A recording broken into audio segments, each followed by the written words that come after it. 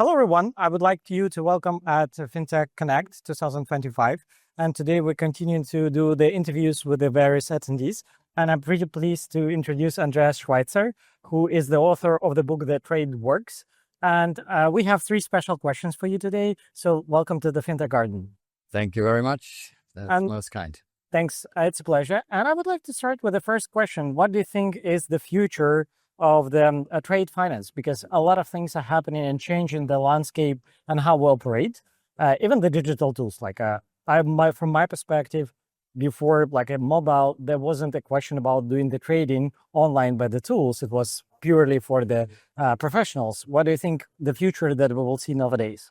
Man, trade finance is obviously a very, very old business. Yes. And it will stay here. It has been here forever and will stay here forever. Yeah. The question is how. And I'm a great fan, and that's why I'm here today, that trade finance becomes more technical also, and we move contracts to blockchain. It will make it safer. Yeah. In a nutshell, technology should make trade finance better, more transparent and safer for investors and participants.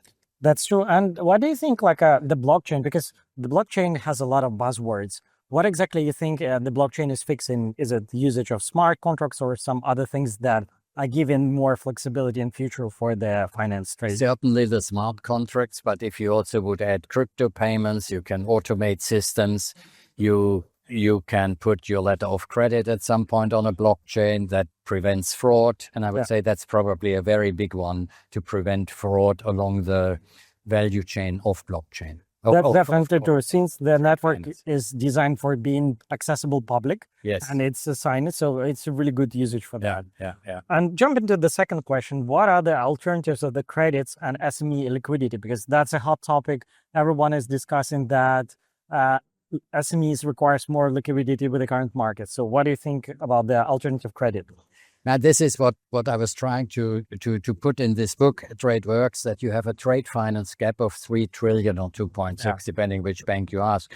So by default, there is more trade than money. Yeah. And SMEs, large banks like to deal with large companies, and the SME sector has to address themselves to the non-bank financing sector. Yeah. So it will be a challenge. And the SME market has to reorganize itself, and the private sector, the non-banking sector, will certainly help. Yeah, that's great to hear. And maybe the last question for today, another hot topic that we see on the market is cross-border deals and cross-border settlements. So what is your opinion here? Opinion we all have. My wish would be that more counterparties accept crypto, which with all the on and off boarding systems now, on ramping system, it's becoming easier that you pay in fiat, but that it happens in crypto and goes back into fiat.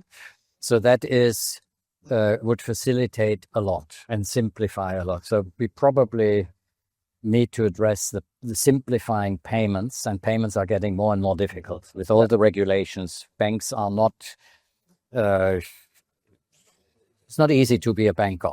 Yeah. But it's also not easy to be a customer. So hopefully technology will help to overcome that. Yeah, we have a lot of changes in the landscape, and there are a lot of following of the trends, because stablecoins definitely brought a lot of attention, and they potentially shift in the way how we doing the payments, including the cross-border. So thank you for highlighting this important item. And thank you for the participation. It was a pleasure to discuss today. My pleasure. Thank you, sir. Thank you so much. You.